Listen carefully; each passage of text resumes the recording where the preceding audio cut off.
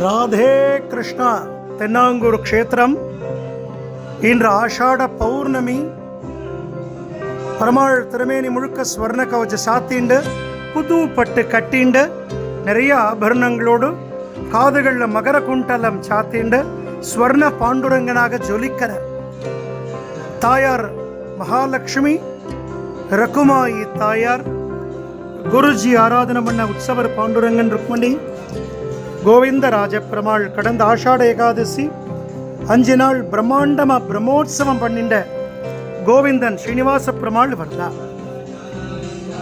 நிறைஞ்ச ஆஷாட பௌர்ணமி என்று குரு பௌர்ணமின்னு சொல்லுவா.